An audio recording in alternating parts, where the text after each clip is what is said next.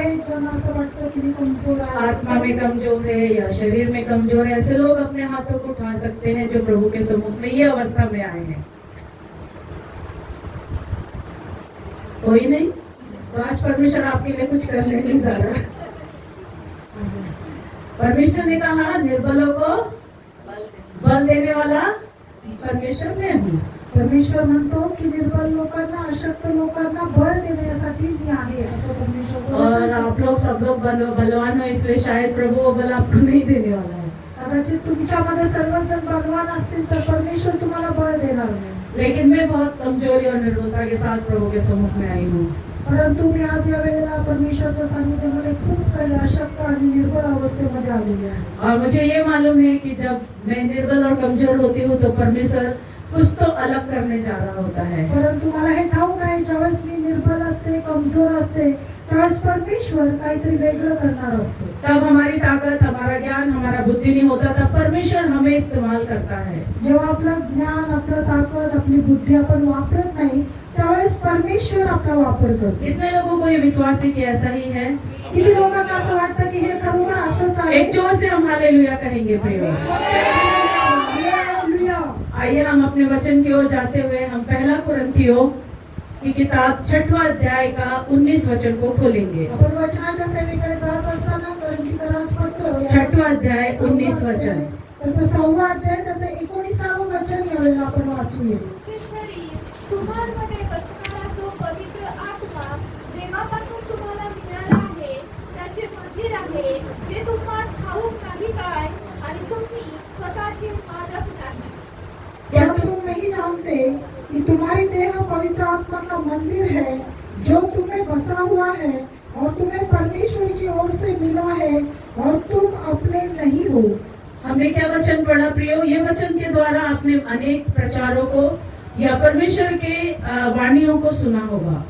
आणि तुम्हाला माहिती आहे की या वचनाच्या द्वारे तुम्ही बरेच प्रचार ऐकले असतील, परमेश्वराची वाणी बऱ्याच वेळा तुम्ही ऐकली असेल।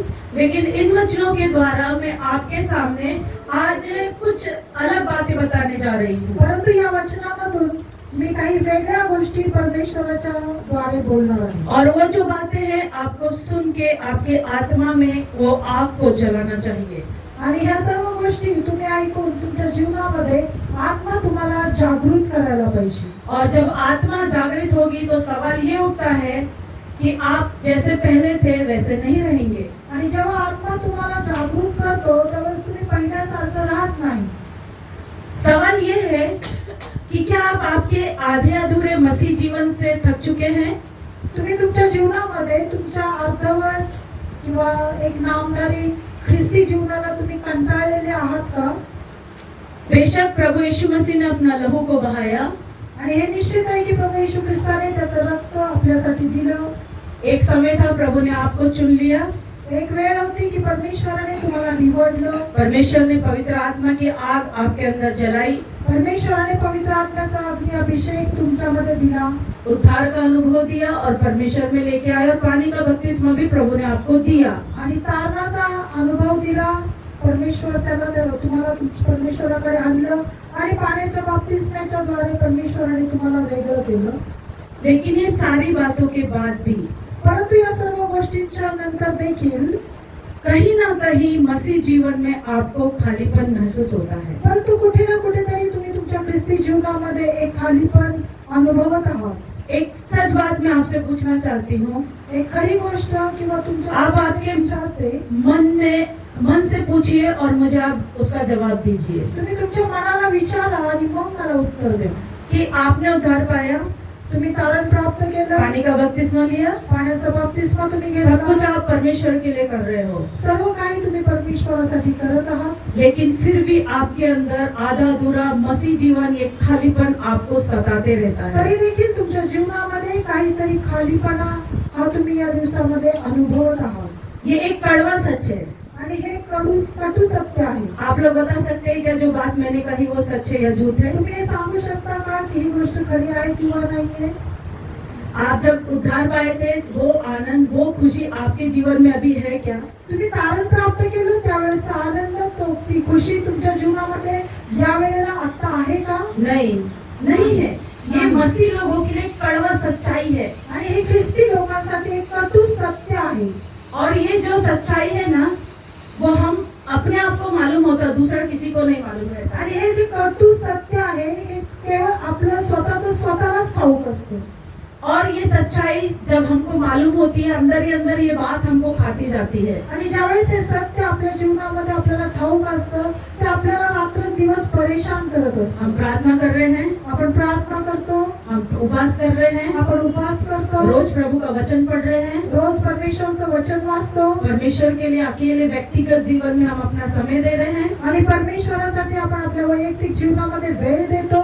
लेकिन मैं आपको 100% बोल सकती हूँ कि फिर भी आप खुश नहीं है। परंतु मी तुम्हाला हे 100% सांगते की तुम्ही तुमच्या जीवनामध्ये कदाचित खुश नसाल. ये क्यों है मालूम है? हे असं का? क्योंकि इसके लिए हमारा शरीर कारण है। कारण यासाठी आपण आपलं शरीर, स्वतःचं शरीर यासाठी कारणीभूत आहे.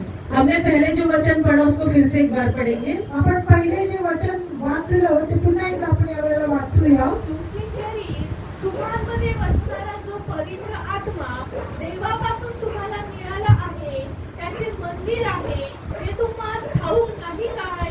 आणि तुम्ही स्वतःचे मालक नाही. तुम्ही स्वतःचे मालिक नहीं और तुम्हारा शरीर ये पवित्र आत्मा का मंदिर है। यहाँ शरीर के विषय में मेंशन किया गया है। या ठिकाणी परमेश्वराचं वचन आपल्या शरीराविषयी काही गोष्टी सांगत आहे. और मैं आपको आज इन शरीरों के बारे में ही जो वचन हम गलातियंस में पढ़ते हैं कि आत्मा शरीर के विरुद्ध में, शरीर आत्मा के विरुद्ध में काम करता है, यही वचन को लेकर मैं आज आपके सम्मुख में आई हूँ।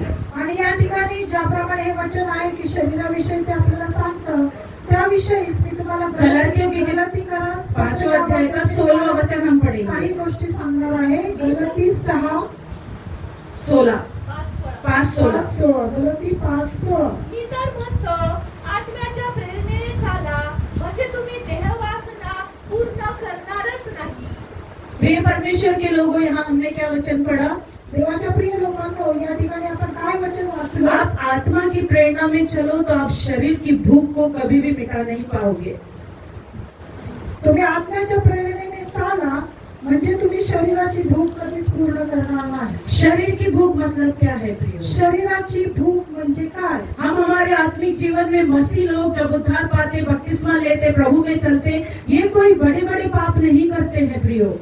आपण आपल्या आत्मिक जीवनामध्ये बपतिस्मा घेतो, पापांची क्षमा प्राप्त करतो आणि देवामध्ये जातो, तर ही काही फार मोठी गोष्ट आपल्यासाठी नाहीये. बड़े बड़े पाप मसीह लोग नहीं करते, लेकिन मैं आज आप लोगों को वो छोटे छोटे पापों के या आपके जीवन में मसीह जीवन से आपको एक ठंडी अवस्था में लाने कुछ बातों को बताना चाहती हूँ। मी तुम्हाला आज या सकाळच्या सगळ्याला काही छोट्या छोट्या गोष्टी आहेत ज्या आपल्याला ख्रिस्ती जीवनामध्ये आपल्याला पाठीमागं खेचण्याचा प्रयत्न करतो, त्या गोष्टी आज मी तुम्हाला सांगू इच्छिते. और वो छोटे छोटे पापों से आप समझौता कर लेते हो और आपको लगता है कि ये पाप या ये गलतियां मुझे प्रभु से अलग नहीं कर रही, ये तो रोजमर्रा की जिंदगी है। आणि ह्या छोट्या छोट्या गोष्टी ज्या तुम्हाला असं वाटतं की ह्या गोष्टींमुळे मी परमेश्वरापासून दूर जाणार नाही, कारण ह्या रोजच्या दैनंदिन जीवनामध्ये घडणाऱ्या गोष्टी आहेत. ये शरीर को जब हम ज्यादा खिलाते, हमने क्या पढ़ा था गलातियों में 5वें अध्याय के 16 वचन में, शरीर आत्मा के विरुद्ध में, आत्मा शरीर के विरुद्ध में काम करता आणि है। आपण वाचलं की गलती 5:16 मध्ये आपण वाचलं की आत्मा शरीराच्या विरोधात असतो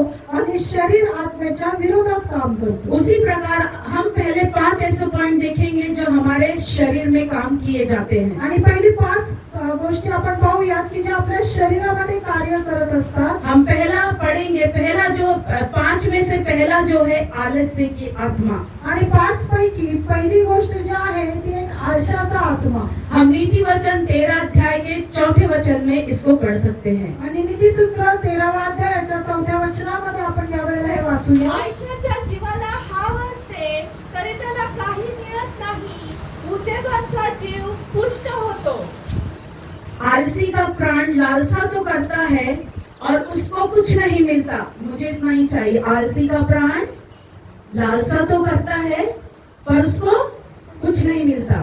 आणि आयुष्याच्या जीवनामध्ये तो काही गोष्टींची अपेक्षा किंवा त्याला लोभ तर येतो, परंतु त्याला काहीच प्राप्त होत नाही. प्रिय परमेश्वर के लोगों, ये आलस्य की जो आत्मा ये दुनिया के लोगों में, विद परमेश्वर के लोगों में भी बहुत सामर्थ्य से काम करती है. आणि माझ्या प्रिय लोकांनो, परमेश्वराच्या प्रिय लोकांनो, या दिवसामध्ये या आळशाचा जो आत्मा आहे, आळशीपणाचा, तो आपल्या जीवनात, ख्रिस्ती लोकांच्या जीवनामध्ये आणि अन्य जाती लोकांच्या जीवनामध्ये खूप प्रभावीपणे काम करत आहे. आप बोलते हैं ना, मैं मसीह हूँ, मैंने उद्धार पाया, मैं आपसे अलग हूँ, मैं दुनिया के लोगों से अलग हूँ. बिल्कुल नहीं.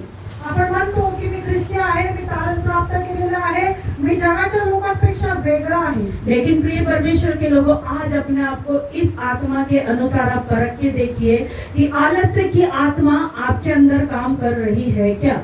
आणि माझ्या देवाच्या प्रिय लोकांनो, या वचनानुसार तुम्ही स्वतःचं आत्मपरीक्षण करा की माझ्यामध्ये आळशीपणाचा आत्मा कार्यरत आहे की नाही. और ये आलस्य की आत्मा हमारे शरीर में काम करती है और उसके अपोजिट हमारी आत्मा को वो मार देती है.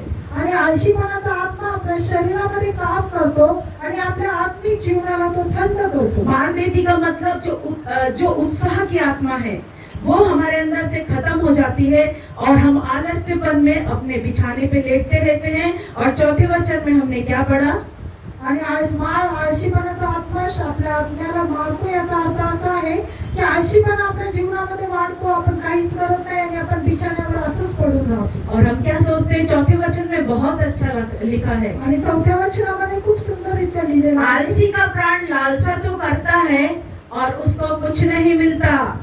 आणि आळशाचा प्राण हा त्या गोष्टीचे लालच करतो, परंतु त्याला काहीच प्राप्त करत होत नाही. हम बिस्तर में बैठे रहेंगे, आपण बिछाण्यावर बसून राहतो, सोते रहेंगे.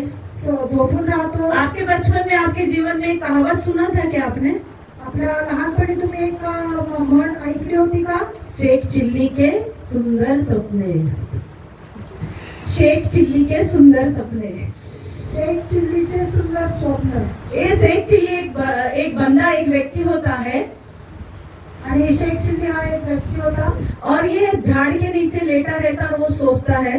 आणि तो झाडाखाली झोपून नेहमी विचार करत ये असतो. दूध बेचने वाला होता है, दूध बेचने वाला. आणि तो दूध विकणारा असतो. और दूध लेके लेके जाता जाता अचानक उसको नींद आती, आलस से आता और बोलता है जाने दो, अभी क्या दूध देने का. आणि तो दूध विक्रीसाठी जातो आणि अचानक त्याला कंटाळा येतो आणि तो म्हणतो की काय दूध विकायला जायचं. और आराम से गाड़ी को छाव में लगा देता, एक चादर डालता और सो जाता. आणि झाडाखाली जाऊन एक चादर टाकून गाडी बाजूला करून तो त्या ठिकाणी विश्रांती घ्यायला और सुरुवात एक स्वप्न उसे स्वप्न आता है आणि त्याला त्या ठिकाणी एक स्वप्न पडतं. और वो स्वप्ने में वो देख रहा है उसने दूध को सब जगह बेचा.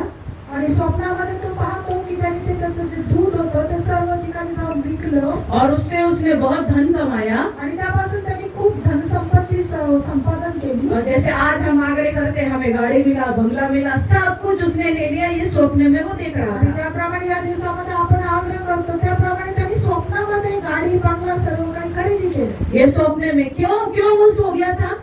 तो का झोपलेला मुझे होता. आप लोगों से आंसर चाहिए. आप लोग शांत नहीं बैठना, क्योंकि मेरे को नींद आ जाएगा, नहीं तो आलस से मेरे अंदर घुस जाएगा. तुम्ही कल्पना तर ठीक आहे. तो वो स्वप्न देख के, ये स्वप्न में देख रहा था और अचानक उसकी नींद खुली. आणि तो स्वप्न पाहत होता आणि अचानक त्याचे डोळे उघडले, त्याची झोप उडाली. और नींद खुली तो देखा दूध का जो बर्तन है बंदरों ने खोला, पूरा दूध पिया, सब कुछ गिरा के, सब कुछ खाली करके चला आणि गया. ज्यावेळेस तो झोपेतून उठला त्यावेळेस त्याला हे दिसलं की त्या ठिकाणी माकड आलं, त्यांनी ते सर्व दूध पिलं, ते सगळं अस्ताव्यस्त करून त्या ठिकाणाहून ते गेले. मुझे आपको इस बात से, इस कहानी से ये समझाना है कि ये होता है आलस्य लोगों का जिंदगी. आणि मला तुम्हाला या स्वप्नामधून ह्या गोष्टीमधून हेच सांगायचं आहे की आळशी लोकांचं जीवन हे अशाच प्रकारचं असतं. आलसी बिस्तर में लेट के, घर में सोफे पे बैठ के बहुत बार सोचता है मेरा ये होगा, मैं ये करूंगा, वो करूंगा. केवल वो स्वप्ने, वो सोचने तक ही सीमित रहता है. आणि प्रिय, आळशी लोकांचं जीवन हेच आहे की तर ते सोफ्यामध्ये बसतात आणि घरामध्ये बसून केवळ एवढाच विचार करतात की मी हे करल, मी ते करल, मी ते करल, ते करल. मैं आप लोगों को इसमें से एक पॉइंट का पूरा डिटेल बताया, बट मैं 5 पॉइंट आपको केवल थोड़ा सा बता के मैं आगे के आपको 5 पॉइंट बताने वाली हूँ जो हमारे शरीर को पूरी तरह से कुचल देंगे और जिससे आपको आशीषें मिलेगी. आणि ह्या पहिल्या मुद्द्यामधून मी तुम्हाला थोडक्यात सांगितलं. पुढचे 4 पॉइंट देखील मी सांगणार आहे आणि त्याच्या पुढचे जे 5 पॉइंट आहेत ते तुमच्या शरीराला कशा प्रकारे ते उचलेल हे मी तुम्हाला सांगेन. पहले जो आप लोग ये इसको लिख सकते हो, क्योंकि ये आत्मा दुनिया में नहीं, ये प्रभु के लोगों में भी बहुत काम करती है प्रियो. और जब आप ये आत्मा से, आलस्य की आत्मा से जय पाओगे ना, प्रभु आपको शिरोमणि बनाने जा रहा है. आणि या दिवसामध्ये हा आत्मा, आळशीपणाचा आत्मा जो आहे तो अन्य जाती लोकांमध्येच नाही तर ख्रिस्ती लोकांमध्ये पण खूप प्रभावीपणे काम करतो. आणि ज्यावेळेस या आत्म्यावर तुम्हाला विजय मिळेल त्यावेळेस परमेश्वर तुम्हाला निश्चितच शिरोमणी बनवेल. दूसरा हम पढ़ेंगे दूसरी जो आत्मा है वो है आराम की आत्मा. आणि दुसरा आत्मा जो आहे तो आराम करण्याचा आत्मा. वो हम नीति वचन 6वां अध्याय का आणि नीतिसूत्र 6वां अध्याय 10वां वचन पढ़ेंगे. नीति वचन 6वां अध्याय का 10वां वचन. नीतिसूत्र 6:10. आणखी थोडीशी झोप घेतो, आणखी थोडीशी डुलके खातो, आणखी हात उराशी धरून निजतो. ये जो आत्मा हमने देखा, आराम की आत्मा का मतलब क्या है? हा जो आत्मा आपण या ठिकाणी पाहिला, आराम या आत्म्याचा अर्थ काय? आराम एक नींद को या एक आराम को दिखाता है कि बिस्तर में जाके थोड़ा सा आराम कर. हम बोलते ना, आप सोए थे क्या? तो आप बोलते नहीं नहीं मैं सोया नहीं था, मैं थोड़ा सा लेटा था. आणि विश्रांती याचा अर्थ असा की आपण जाऊन बिछाण्यावर थोडा वेळ पडतो आणि विचारलं तू झोपला होतास का? नाही, मी थोडीशी विश्रांती घेते. ये आराम का आत्मा प्रिय परमेश्वर के लोगों, मसीह लोगों में खूब बहुत जोरों से काम करता है. आणि हा विश्रांतीचा आत्मा देखील ख्रिस्ती लोकांमध्ये खूप मोठ्या प्रमाणामध्ये काम करतो. वो क्या बोलते हैं? थोड़ी सी, यहाँ वचन में क्या लिखा? थोड़ी सी नींद, एक और झपकी, थोड़ा और छाती पे हाथ रखे लेटे रहना. आणि या ठिकाणी आपण वाचतो की थोडंसं झोपणं, थोडंसं पडून राहणं किंवा थोडा वेळ झपकी लागणं आणि थोडा वेळ आपल्या छातीवर हात ठेवून झोपणं, ह्या सर्व गोष्टी या ठिकाणी या वचनामध्ये ये सब हमें आराम की आत्मा को दिखाता है. आणि या सर्व गोष्टी आरामाच्या आत्म्याला आपल्याला इसलिए 11 वचन में हम देखते हैं कि तब तेरा कंगालपन बटमार की नाई और तेरी घटी हथियार बंद के समान आ पड़ेगी. आणि म्हणूनच त्या ठिकाणी 11व्या वचनामध्ये आपण पाहतो की दारिद्र्य तुला दरोडेखोराप्रमाणे ते तुला गाठील असं लिहिलेलं आहे. और ये जो वचन हम पढ़ते हैं प्रियो, ये आराम की अवस्था में मीन्स हमेशा एक व्यक्ति या कोई जो मसीह लोगों में ये आत्मा काम करता है, ये आराम की आत्मा हमेशा ये चाहता है कि हम थोड़ा सा लेट जाए, थोड़ा सा अभी हमें जैसे कुछ काम करना है. आणि हे आरामाचा आत्मा जो आहे, विश्रांतीचा जो आत्मा आहे, तो आपल्याला नेहमी असं वाटतं की थोडा वेळ पडूया, थोडा वेळ विश्रांती घेऊया. अगर हमको एक काम 5 बजे करना तो हम सोचेंगे नहीं थोड़ा और लेट जाती हूँ, 6 बजे कर लूंगी. आणि जर आपल्याला एखादी गोष्ट 5 वाजता करायची असेल तर आपण विचार करतो थोडा वेळ अजून पडू आणि पुन्हा उठून ते काम करू. मतलब ये अपने आप को मीन्स आराम देने की आत्मा हमारे अंदर इतना प्रबल होती है कि हम कोई भी काम टाइम पे नहीं करते हैं. आणि या आरामाची जी गोष्ट आहे, विश्रांती घेण्याची जी आत्मा आहे, ती आपल्याला कोणत्याच गोष्टीमध्ये पुढे जाऊ देत नाही. प्रिय परमेश्वर के लोगों, इसमें बहुत सारा डिटेल है, लेकिन मैं आपको इतना ही बता के आगे की तीसरी आत्मा में जाना चाहती हूँ. देवाच्या प्रिय लोकांनो, यामध्ये बऱ्याच गोष्टी आहेत परंतु मी थोडक्यात सांगून पुढे जाऊ इच्छिते. तीसरी आत्मा है हर तकलीफ से भागना. आणि तिसरी आत्मा प्रत्येक कष्टापासून पळण्याचा आत्मा. ये सारी जो आत्माएं मैं आपको अभी तक बता रही हूँ ना, ये हमारा शरीर चाहता है. आणि हे ज्या आत्म्यांच्या विषयी मी तुम्हाला आतापर्यंत सांगितलं ते आपल्या शरीरामध्ये असणारे आत्मे. और ये शरीर कभी भी नहीं चाहता कि आत्मा की इच्छाएं हमारे जीवन में पूरी हो. आणि आपलं शरीर कधीच हे आग्रह करत नाही की कुठलीही आत्म्याची इच्छा आपल्या जीवनामध्ये पूर्ण व्हावी. हर तकलीफ से भागने का मतलब है कि मीन्स कोई भी हमें अगर समस्या आ जाए या तो कुछ भी प्रॉब्लम आ जाए तो हम चिड़चिड़ करने लगते हैं, एकदम फ्रस्ट्रेट हो जाते हैं. आणि कष्टापासून पळणं याचा अर्थ असा आहे की जर एखादं कष्ट आपल्यावर आलं, संकट आपल्यावर आलं तर त्याच्यापासून कसं तरी पळायचं हे आपण नेहमी विचार करत असतो. आपण चिडचिड करतो, आपण इरिटेट होतो और हम उसके लिए तैयार खड़े नहीं रहते हैं. इसका मतलब कि हमें कहीं ना कहीं हमारे शरीर को हमें वो तकलीफ झेलने की आदत नहीं है. आणि आपण त्या कष्टासाठी उभं राहत नाही. याचा अर्थ असा आहे की आपल्या शरीराला कष्ट झेलण्याची तयारीच नसते. और चौथा आत्मा जो है हमें फोन में घंटों अपना बिताने का. आणि चौथा आत्मा हा आहे की आपण मोबाईल मध्ये अधिकाधिक वेळ प्रिय वाया. परमेश्वर के लोग, आप मुझे बताओ, हम एक बार अगर मोबाइल को देखते हैं तो कितने घंटे चले जाते हैं, आपको ये पता चलता है क्या? आणि माझ्या प्रिय लोकांनो, ज्यावेळेस आपण मोबाईल मध्ये थोडा वेळ पाहू म्हणून घेतो त्यावेळेस किती तास आपण त्या मोबाईल मध्ये वेळ वाया घालवतोय तुमच्या लक्षात येतं का? और ये है जो मोबाइल हमारे परमेश्वर के टाइम को छीन लेता है। आणि हा जो मोबाईल आहे तो परमेश्वराची वेळ चोरण्याचं काम करतो. मैं इसके बारे में आपको ज्यादा नहीं डिटेल बताऊंगी, केवल आप लोग इतना समझ लो कि मोबाइल ये भी परमेश्वर के लिए हमारे शरीर के द्वारा एक शत्रु या हमारे आत्मा के लिए एक शत्रु है। आणि तुम्ही एवढं समजून घ्या की मोबाईल हा परमेश्वराच्या विरोधामध्ये शरीराच्या द्वारे काम करणारा आत्म्याच्या विरोधात असणारा एक शस्त्र आहे. और पांचवा बात है मनोरंजन की लत। आणि पाचवी गोष्ट मनोरंजनाच्या गोष्टी. मनोरंजन की लत मतलब किसी चीज में इन्वॉल्व होना, टीवी देख लेना, प्रोग्राम देखना, एक के बाद दूसरा सीरियल, तीसरा सीरियल, चौथा सीरियल, ये मीन्स हमारे शरीर को हम इसमें आत्मा को कुछ है क्या? आत्मा का फायदा है क्या? मनोरंजन की लत में आत्मा खुश होती है क्या? नहीं होती। मनोरंजनाच्या गोष्टी म्हणजे काय की एखादं वेळ घालवायचा म्हणून काहीतरी कार्यक्रम पाहायचा, टीव्ही पाहायचा, सिरियल पाहायचे, एका पाठोपाठ एक असं सिरियल पाहायचं, परंतु त्याच्यापासून आत्म्याला काहीच लाभ होत. प्रिय परमेश्वर के लोगों, ये 5 आत्माएं आपके शरीर को हष्ट-पुष्ट और मोटा ताजा बना रही है। आणि माझ्या देवाच्या प्रिय लोकांनो, हा जो आत्मा आहे शरीराला तुमच्या मोठं करत आहे, शरीराला तो बळावत आहे. क्योंकि शरीर आत्मा के विरुद्ध में, आत्मा शरीर के विरुद्ध में, हमारे अंदर ही ये दोनों लड़ाइयाँ चालू है। कारण हे तुम्हाला ठाऊक आहे की आत्मा शरीराच्या विरोधात आणि शरीर आत्म्याच्या विरोधामध्ये आतमध्येच ही लढाई चालू आहे. इस युद्ध में कोई नहीं, लेकिन आप व्यक्तिगत तौर से आप खुद ही उसमें मारे जाते हैं। आणि या युद्धामध्ये, या लढाईमध्ये इतर दुसरे कोणी नाही, परंतु तुम्ही स्वतःच त्याच्यामध्ये घायल होता. और इसमें सबसे आप जिसका भी ज्यादा मीन्स जिसका ज्यादा परवाह करेंगे वो आपके अंदर ज्यादा हष्ट पुष्ट और मोटा और ताजा होगा. आणि ज्याची तुम्ही जास्त काळजी घ्याल तेच तुमच्यामध्ये जास्त बळावेल. और हम सबसे ज्यादा ये जो 5 स्वभाव हमने देखे, अगर हम हमारे शरीर को ये दे रहे तो आत्मा को कुछ मिल रहा है क्या? जर या 5 गोष्टी आपल्या शरीरामध्ये असतील तर आपण आत्म्याचं पोषण करत आहोत का? हम आत्मा को बिल्कुल पोषण नहीं दे रहे हैं. आपण या दिवसामध्ये आपल्या आत्म्याची काळजी करत नाही, त्याचं पोषण करत नाही. और सच्चाई ये है कि यीशु मसीह ने क्रूस पर चढ़ के ये सारे आत्माओं को ऑलरेडी मार चुका है. आणि सत्य हे आहे की प्रभू येशू ख्रिस्त वधस्तंभावर गेल्यानंतर त्यांनी ह्या सर्व आत्म्यांना वधस्तंभावर खिळलेलं आहे. यीशु ने मार दिया, लेकिन आज भी प्रिय परमेश्वर के लोगों, ये आत्माएं हमारे अंदर जीवित है. प्रभू येशू ख्रिस्ताने त्या आत्म्यांना वधस्तंभावर खिळलं, परंतु देवाच्या प्रिय लोकांनो, आज देखील तो आत्मा आपल्या जीवनामध्ये काम करत आहे. और प्रिय परमेश्वर के लोगों, जहाँ ये आत्माएं रहती है, पवित्र आत्मा वहाँ वास नहीं करता है. आणि देवाच्या लोकांनो, ज्या ठिकाणी शरीराचे आत्मे काम करतात त्या ठिकाणी परमेश्वराचा आत्मा काम करत नाही. क्योंकि हमारा शरीर कौन है?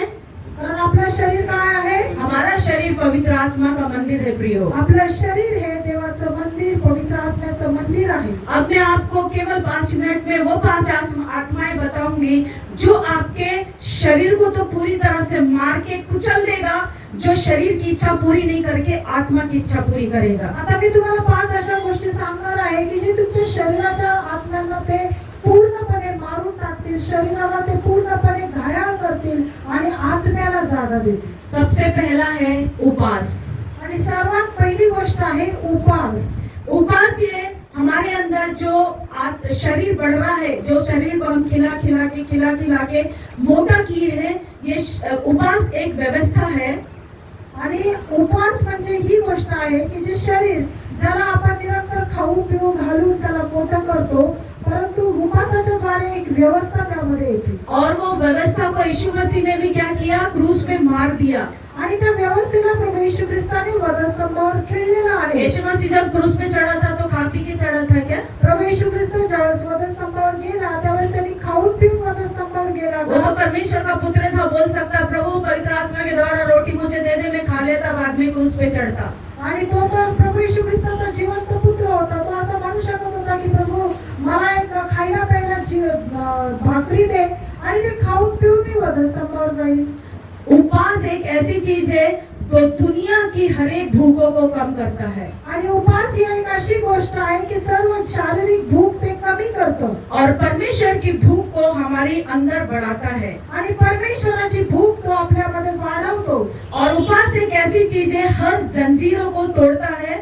आणि उपास ही एक अशी गोष्ट आहे की ती सर्व साखळ्या तोडते. और उपवास एक ऐसी चीज है जो सालों साल से बंधे हुए दुष्ट आत्माओं के बंधन, शैतान की ताकतों को उपवास के द्वारा आप तोड़ सकते हैं. आणि उपास ही एक अशी शक्ती आहे जे सैतानाचं बंधन तोडते आणि वर्षानुवर्ष आपल्यामध्ये राज्य करणाऱ्या त्या सैतानाला ते विमोड करते. परमेश्वर के प्रिय लोगों, अगर ईश्वराच्या आपको प्रिय लोकांनो, अगर आपको आपके शरीर में शरीर को बढ़ाना है तो आलस्य की आत्मा को आप जगह बेशक दे सकते हो. आणि जर तुम्हाला तुमच्या जीवनामध्ये शरीराला वाढवायचं असेल तर आळशीपणाचा आत्म्याला तुम्ही जागा द्या. और अगर आपको आपकी आत्मा को बढ़ाना है तो आज से आप निर्णय लिए कि खुदा मुझे कितना भी नहीं होगा, मैं हफ्ते में एक बार तेरे लिए उपवास जरूर करूंगी. आणि जर तुम्हाला आत्म्यामध्ये वाढायचं असेल तर परमेश्वराला प्रार्थना करा की परमेश्वरा मला तुझ्यामध्ये वाढायचं आहे तर मला आठवड्यातून एक दिवस तरी उपवास करण्यासाठी कृपा दे. दूसरा हम पढ़ते हैं, इसमें जो दूसरी बात है, रोज परमेश्वर के वचन को मनन करना. आणि दुसरी गोष्ट, रोज आपण नित्य नियमाने परमेश्वराच्या वचनाचं मनन करणं. प्रिय परमेश्वर के लोगों, हम हमारे आत्मिक जीवन के युद्ध को क्यों हारते हैं मालूम है? देवाच्या प्रिय लोकांना, आपण आपल्या आत्मिक जीवनामधले युद्ध का हारतो याचं कारण माहित आहे का? क्योंकि हम परमेश्वर के वचन को रोज नहीं पढ़ते.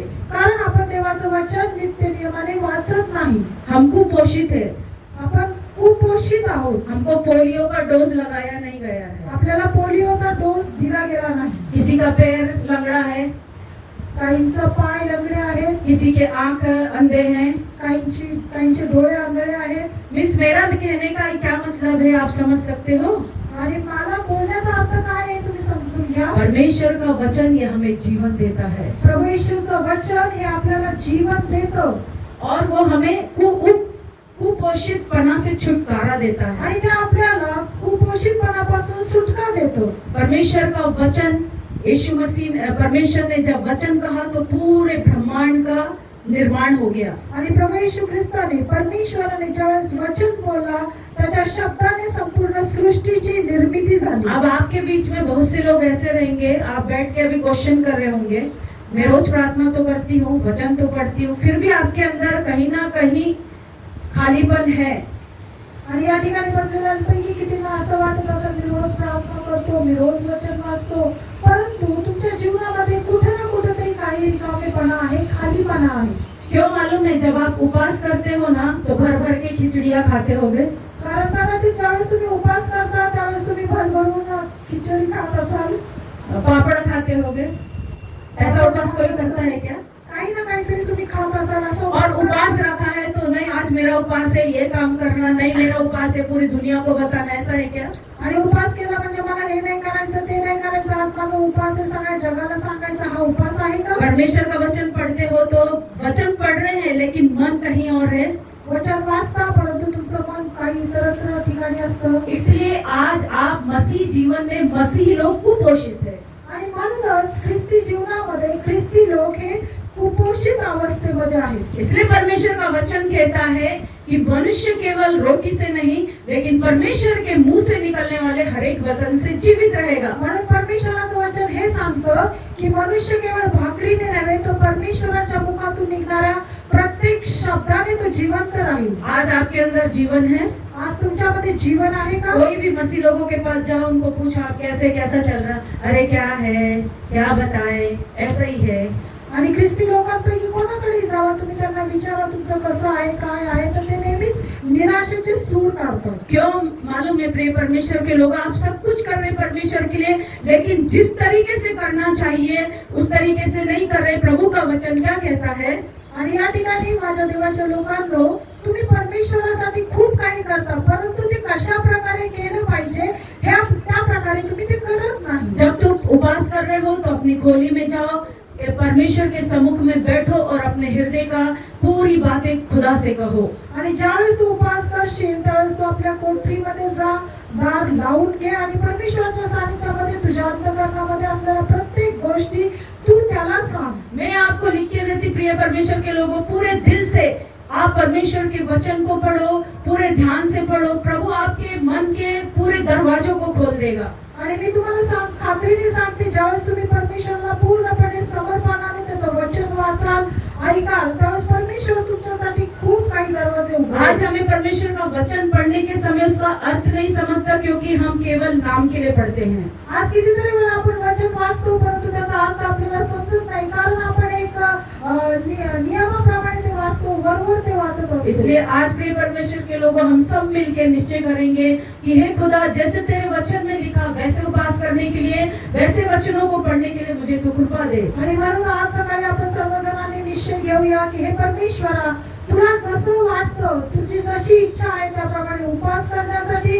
त्याप्रमाणे तुझं वचन वाचण्यासाठी तुम्हाला कृपा दे. और तीसरी बात हम देखते हैं कि दिल से निकली हुई प्रार्थना। आणि तिसरी गोष्ट, अंतःकरणापासून केलेली प्रार्थना. दिल से निकली हुई प्रार्थना का अर्थ क्या है प्रियो? आणि मनापासून, अंतःकरणापासून केलेली प्रार्थना याचा अर्थ काय आहे? यहाँ स्पेशली दिया गया है, दिल प्रार्थना केवल नहीं बोला है। आणि या ठिकाणी केवळ प्रार्थना लिहिलेलं नाहीये. आप और मैं प्रार्थना रोज करते हैं। तुम्ही आणि मी रोज प्रार्थना करतो. हम योगेश से पूछते, योगेश आज बाइबल पढ़ा? आज आपण विचारलं योगेशला, योगेश प्रार्थना बायबल वाचलं का? तो म्हणतो हा वाचला। कधी वाचला? सकाळी वाचला। त्याला विचारलं, तो सांगतो मी वाचलं, सकाळीच वाचलं. और वही अगर उसमें पूछेंगे योगेश वो वचन में क्या पढ़ा, तो वो थोड़ा शांत हो जाएगा। आणि ज्यावेळेस त्याला विचारलं जातं की काय वचन होतं, तर त्यावेळेस तो शांत होतो. प्रार्थना किया? हाँ किया। प्रार्थना केली. इसका मतलब मैं आपको ये समझाना चाहती हूँ कि नाम के लिए हमें प्रभु के लिए प्रार्थना और वचन को नहीं पढ़ना है। आणि मी आधार तुम्हाला हे सांगू इच्छिते की केवळ नामाकरता किंवा एक करायचं म्हणून केवळ प्रार्थना आणि वचन वाचन करू नका. हम लूका रचित सुसमाचार 18 अध्याय का 20वां वचन पढ़ेंगे। लूक 18:20 आपण वाचूया. नहीं सॉरी, 18 का 20 नहीं, 10 पढ़ो। एक परुषी व एक जकातदार असे दोघे जण प्रार्थना करावयास वर मंदिरात गेले. ये जो दृष्टांत है आप में से हर एक को मालूम है प्रियो। आणि हा जो दाखला आहे आपल्यापैकी सर्वांना ठाऊक आहे. इन दोनों में से एक चुंगी लेने वाला था और एक फरीसी था। आणि या दोघांमध्ये एक जकातदार होता आणि एक परुषी होता. परमेश्वर ने फरीसी की प्रार्थना सुनी, धन्यवाद करेंगे।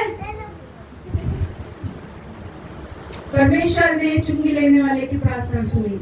आणि परमेश्वराने जकातदाराची प्रार्थना ऐकली. क्यों चुंगी लेने वाले की प्रार्थना सुनी? का जकातदाराची प्रार्थना देवाने ऐकली? वो रोड में खड़े होकर प्रार्थना नहीं कर रहा था, तो रस्त्यावर उभा राहून प्रार्थना करत वो नव्हता. पोर्च में बैठ के प्रार्थना नहीं कर रहा था, तो बाल्कनीमध्ये येऊन प्रार्थना करत वो नव्हता. खिड़की को खोल के प्रार्थना नहीं कर रहा था, तो खिडकी उघडून प्रार्थना करत वो नव्हता. प्रभु के सम्मुख में हाथ जोड़ के नम्रता से मन में प्रार्थना कर रहा था। आणि तो परमेश्वराच्या सानिध्यामध्ये हात जोडून नम्रतेने मनामध्ये तो प्रार्थना हे करत होता. खुदा, मैं पापी हूँ, मुझे क्षमा हे कर। परमेश्वरा, मी पापी आहे, तुम्हाला क्षमा कर. छाती पीटने लगा। तो रडायला लागला, तो त्याचं ऊर बडवायला प्रिय लागला. परमेश्वर के लोगों, हमें आज दिखावे की नहीं, लेकिन प्रभु के सम्मुख में नम्र होकर नम्रता की प्रार्थना की आवश्यकता है। देवाच्या लोकांनो, आज आपल्याला खरोखर दाखवण्यासाठी प्रार्थना नाही, तर परमेश्वराच्या सानिध्यामध्ये एक नम्रपणाची आणि अंतःकरणापासून प्रार्थना प्रिय करायची. परमेश्वर के लोगों, रोड में खड़े होकर लोगों को दिखाने के लिए नहीं, लेकिन अपने रूम में जाके आपके उद्धारकर्ता यीशु मसीह के साथ आपको वार्तालाप करने की आवश्यकता है। आणि माझ्या देवाच्या प्रिय लोकांनो, आपल्याला रस्त्यावर ओरडून प्रार्थना करायची गरज नाही, तर आपण आपल्या खोलीमध्ये जाऊन परमेश्वराच्या सानिध्यामध्ये त्याच्या समोर आक्रोश करून नम्रपणे प्रार्थना करणं गरजेचं आहे. मैं आप लोगों की क्षमा चाहती, मैं आप लोगों से 5 मिनट और लूंगी, उसके बाद मैं अपना प्रचार खत्म कर दूंगी। मी तुम्हाला एक 5 मिनिटं मागते, मला तुम्ही क्षमा करा. और चौथा जो विषय हमने देखा है वो है पश्चाताप। रोज पश्चाताप, चौथी गोष्ट अशी आहे की पश्चाताप. रोज पश्चाताप हमारे जीवन में जरूरी है प्रिय। रोज आपल्या जीवनामध्ये पश्चाताप प्रायश्चित्त करणं गरजेचं आहे. आज दूसरे चर्चों में लोगों को क्या सिखाया जाता है? यीशु तेरे पापों के लिए मरा, यीशु ने पश्चाताप किया, तो तुमको पापों के पश्चाताप की क्या आवश्यकता है? आणि प्रभू येशू ख्रिस्त तुझ्या पापासाठी वधस्तंभावर केला, ते तुझं प्रायश्चित परमेश्वर प्रभू येशूने केलेलं आहे. तुला पुन्हा पश्चाताप करायची गरज नाही. एकदम गलत गलत गलत प्रचार आप लोगों को कलीसियाओं में सिखाया जाता है। आणि असे चुकीचे उपदेश या दिवसामध्ये मंडळांमध्ये सांगितले जातात. दावीद राजा एक बड़ा राजा था, उसके पास पैसे की कमी नहीं थी। दावीद राजा हा खूप मोठा राजा होता, त्याच्याकडे कोणत्याच गोष्टीची कमतरता नव्हती. उसके दरबार में हर एक वस्तु थी, आणि त्याच्या दरबारामध्ये प्रत्येक वस्तू होती. फिर भी वो रोज प्रभु के सम्मुख में जाके घुटनों को टेक के आंसू बहाता था। तरी देखील तो परमेश्वराच्या सानिध्यामध्ये रोज गुडघे टेकून प्रार्थना करून अश्रू व्हायचा. हे परमेश्वर मुझे क्षमा कर. हम पढ़ेंगे, तो नेहमी म्हणायचा की हे परमेश्वरा तू मला क्षमा हम कर. पढ़ेंगे भजन संहिता 51 आपण वाचूया स्तोत्र संहिता 51 पहला वचन. आणि पहिलं वचन यावेळेला आपण वाचूया. हे देवा, तू आपल्या वात्सल्याला अनुसरून माझ्यावर कृपा कर. तू आपल्या विपुल करुणेला अनुसरून माझे अपराध काढून टाक. हे परमेश्वर अपनी करुणा के अनुसार मुझ पर अनुग्रह कर. अपनी बड़ी दया के अनुसार मेरे अपराधों को मिटा दे. इस वचन से हम एकदम क्लियर और अच्छे से समझ सकते हैं आणि या वचनामधून आपल्याला स्पष्टपणे समजतं कि हमें रोज पश्चाताप की आवश्यकता है. की आपल्याला रोज पश्चाताप करणं गरजेचं आहे. हम कोई बड़े भगवान या बड़े लोग नहीं हैं जो हमसे गलतियां पाप नहीं होता है. आपण असे काही फार मोठे पुण्यवान लोक नाहीये, मोठे लोक नाहीये की आपल्या हातून कधी चूक होणारच नाही. प्रिय परमेश्वर के लोगों, जब आप आपके बिस्तर में जाते हो या जब सुबह होता है तो 2 मिनट प्रभु के सामने घुटने टेकिए. आणि माझ्या प्रिय लोकांनो, परमेश्वर ज्यावेळेस तुम्ही झोपायला बिछाण्यावर जाता त्यावेळेस परमेश्वराच्या सानिध्यामध्ये गुडघे टेका. जेव्हा तुम्ही उठता त्यावेळेस देखील गुडघे टेका. और परमेश्वर से नम्र होके, जिस प्रकार दावीद ने कहा, परमेश्वर मुझ पे करुणा कर और तेरा अनुग्रह मुझ पे होने दे. आणि ज्याप्रमाणे दावीद म्हणाला, हे परमेश्वरा तू माझ्यावर दया कर आणि तुझी कृपा तू मला दे. और सबसे बड़ी बात उसने लिखा है कि मेरे अपराधों को मिटा डाल. आणि सर्वात महत्वाचं तो त्या ठिकाणी म्हणतो, माझे अपराध माझ्यापासून दूर कर. प्रिय परमेश्वर के लोगों, रोज पश्चाताप की हमें आवश्यकता है. देवाच्या प्रिय लोकांना रोज आपल्याला पश्चातापाची गरज आहे. आपने कल पश्चाताप किया और आज अगर कुछ पाप किया और उसके लिए आपने अगर क्षमा नहीं मांगी, जर तुम्ही काल पश्चाताप केला आणि आज एखादी चूक तुमच्या जीवनामध्ये झाली आणि देवाला तुम्ही त्याबद्दल क्षमा नाही मागितली और आज प्रभु का आगमन हो गया, तो आप क्या जा सकते हैं? आणि आजच परमेश्वराचं जर आगमन झालं तर तुम्ही त्याच्याबरोबर जाऊ शकता का? इसलिए परमेश्वर के प्रिय लोगों, रोज प्रभु के चरणों में हमें पश्चाताप की आवश्यकता है. आणि म्हणून देवाच्या प्रिय लोकांनो, नित्य नियमाने आपण परमेश्वराच्या सानिध्यामध्ये पश्चाताप करणं और गरजेचं आहे. 5वां पॉइंट हम देखते हैं कि मौन और एकांत में प्रभु के साथ समय बिताना. आणि 5वी गोष्ट आहे की एकांतामध्ये परमेश्वराच्या बरोबर आपण आपली वेळ घालवावी. हम उत्पत्ति का किताब आणि उत्पत्तीचं पुस्तक 24 अध्याय 24वा अध्याय उसका 63 वचन पढ़ेंगे. आणि त्याचं 63वं वचन आपण यावेळेला वाचूया. 63. इसहाक हा संध्याकाळच्या वेळी ध्यान करावयास रानात गेला असता त्याने बस बस बस. और सांझ के समय वो मैदान में ध्यान करने के लिए निकला था. हम यहाँ इसहाक को पुराने नियम में देखते हैं और नए नियम में हमने यीशु मसीह को देखा है. आणि या ठिकाणी आपण जुन्या करारामध्ये इसाकाला आपण पाहतो आणि नवीन करारामध्ये प्रभू येशू ख्रिस्ताला आपण पाहतो. एकांत और शांतपने में आप परमेश्वर की उपस्थिति को अनुभव कर सकते हैं. आणि एकांतामध्ये आणि शांतपणे आपण परमेश्वराची उपस्थिती अनुभवू शकतो. इसहाक जब ध्यान करने गया, प्रभु का ध्यान कर रहा था, तो उसने उसकी पत्नी को देखा. आणि इसाक ज्यावेळेस स्मरण करत होता, परमेश्वराचं स्मरण करत होता, त्यावेळेस त्याला त्याची पत्नी दिसली. जब हम परमेश्वर के सम्मुख में एकांत में बैठ के ध्यान करते हैं, परमेश्वर से बातें करते हैं, जेव्हा आपण एकांतात बसून परमेश्वराचं स्मरण करतो तो हम उसके एकदम नजदीक चले जाते हैं और हम उसके साथ एक तन और एक मन हो जाते हैं. तेव्हा आपण परमेश्वराच्या अगदी जवळ जातो आणि त्याच वेळेला आपण परमेश्वराबरोबर एक रूप होतो. और ये दिखाता है कि हम उसकी दुल्हन बनने के लिए तैयार हो रहे आणि हैं. त्याचं प्रतीक हेच आहे की त्यामधून आपण हे समजून घ्यायचं की आपण त्याची वधू बनण्यासाठी तयार होत आहोत. आइए प्रिय परमेश्वर के लोग, हम 2 मिनट सब खड़े हो जाएंगे अपनी जगह. देवाच्या प्रिय लोकांना, या आपण 2 मिनिटासाठी आपण आपल्या जागेवर उभे आप राहू. अपने आप को परख के देखिए, आपके जीवन में आलस्य का आत्मा या आपका मनोरंजन का आत्मा या आनंद का आत्मा या खुशी, ये सारी बातें आपके जीवन में आपके शरीर को बढ़ावा दे रही है या आत्मा को कम कर रही है. यावेळेला आपण या गोष्टीचं स्मरण करू की आपल्यामध्ये जे शरीराचे कृत्य, आळशीपणाचा आत्मा, मनोरंजनाचा आत्मा आणि ज्या गोष्टी आहेत आत्म्याच्या विरोधामध्ये, त्याचं तुम्ही स्मरण करा की तुम्ही काय करता. अगर आपके आत्मिक जीवन में और भौतिक जीवन में आपको आशीषित होना है प्रियो, तो आपको आपके शरीर को मोटा नहीं करना है, आपकी आत्मा को खिलाने की आपको आवश्यकता है. जर तुम्हाला तुमच्या जीवनामध्ये तुमच्या शत्रूंना हरवायचं असेल तर तुम्ही तुमच्या आत्मिक जीवनामध्ये तुमच्या शरीराला मोठं करू नका, तर तुमच्या आत्म्याला तुम्ही बलवान बनवा. आपकी आत्मा को कैसे खिला के मोटा और बलवान बना सकते हैं? तुम्ही तुमच्या आत्म्याला कशा प्रकारे बलवान बनवू कौन शकता? मुझे 5 पॉइंट बताएगा? उपास, प्रार्थना, वचन, मनन और पश्चाताप। Very nice. आई के लिए जोर से ताली बजाओ। ये है हमारी आत्मा को बढ़ावा देने वाली ये 5 बातें। आप गांठ बांध लो, परमेश्वर और संसार में आपको नीचे झुकने की जरूरत नहीं रहेगी। जर या 5 गोष्टी तुम्ही तुमच्या जीवनामध्ये केल्या तर त्यामध्ये तुम्हाला खाली पाहावं लागणार. और परमेश्वर से कहिए, परमेश्वर इतने दिनों में मैं बहुत ऐसा एक ढीली अवस्था में निष्काळजीपणा से था।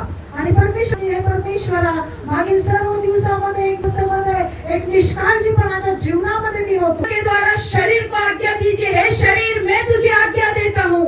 आणि आत्म्याच्या द्वारे तुम्ही शरीरावर अधिकार वाटणे बोला, हे शरीरा मी तुला आज्ञा करतो. आत्मा के द्वारा शरीर को बोलो तुझे उपास लेना है।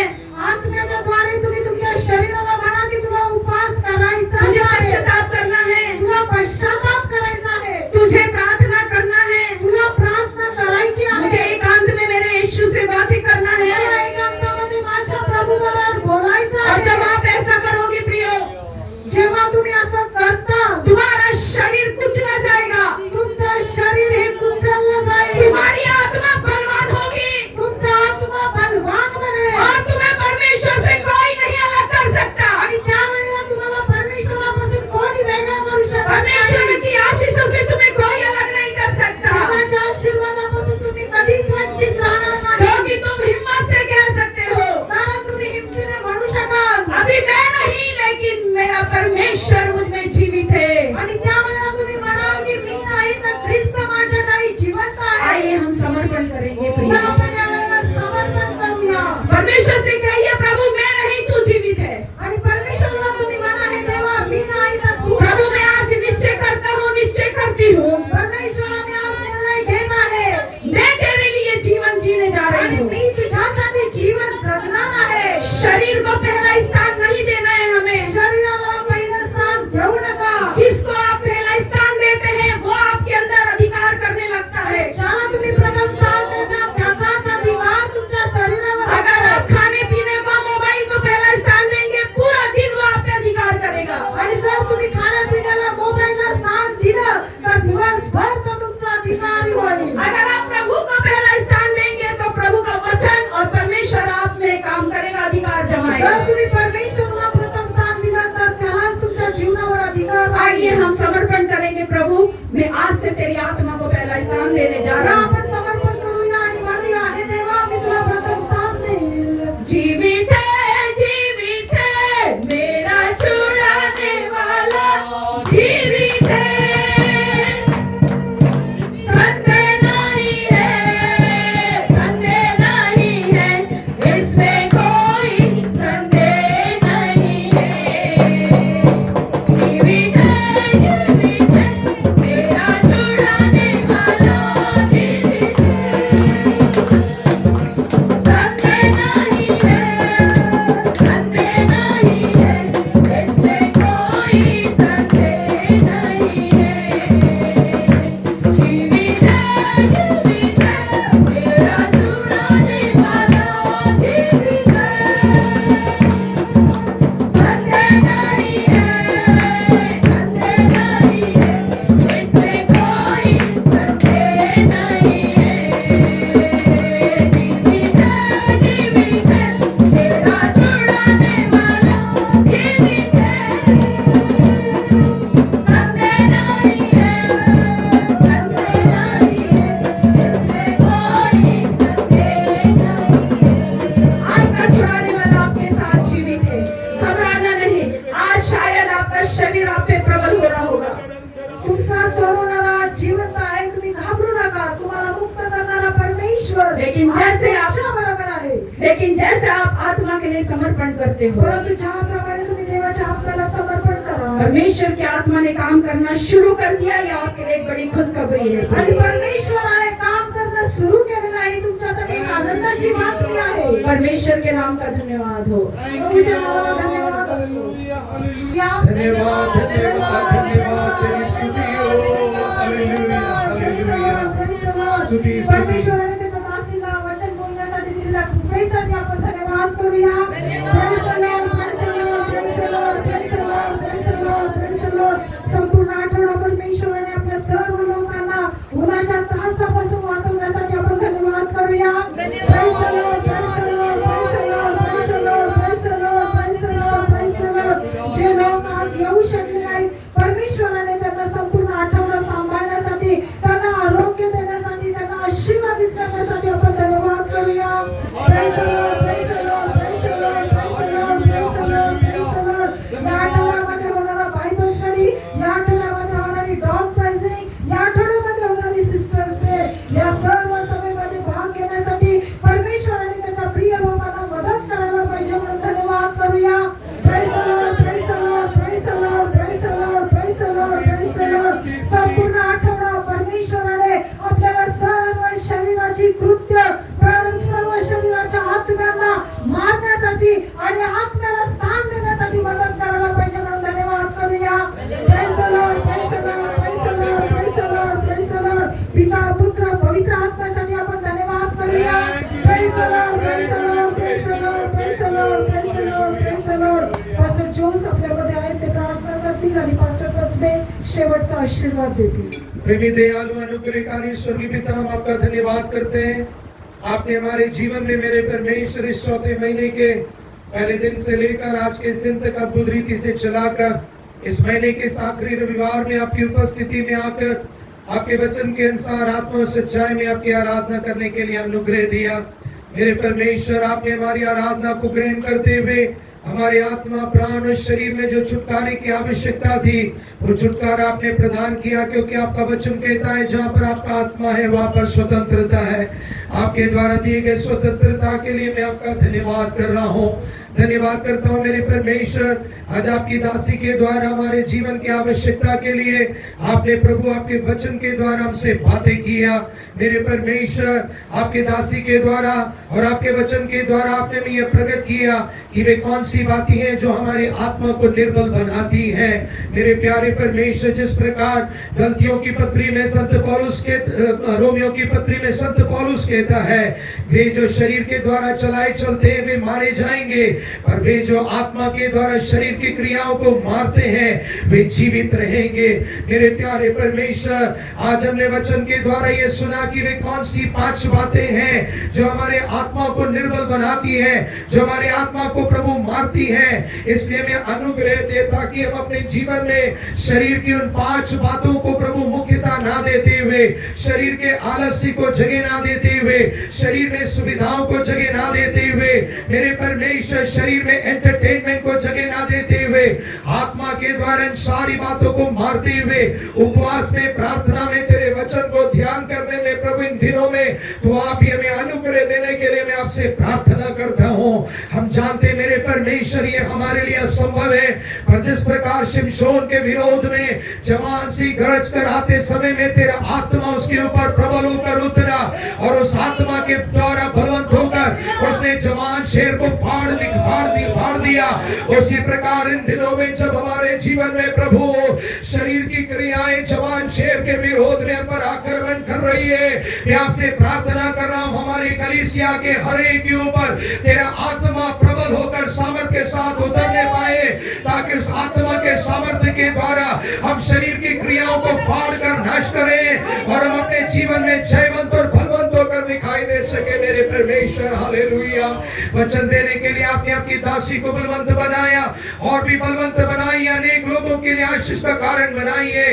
प्रभु आपकी दासी को प्रभु वचन का अनुवाद करने के लिए दिव्य अनुग्रह के लिए धन्यवाद. और भी बलवंत बनाइए. हम जितनों ने वचन सुना है उस वचन को सुनकर हम भूल न जाते हुए, जिस प्रकार भक्त दाऊद कहता है, मैंने तेरे वचन को अपने हृदय में रख छोड़ा ताकि मैं तेरे विरोध में पाप न कर सकूं.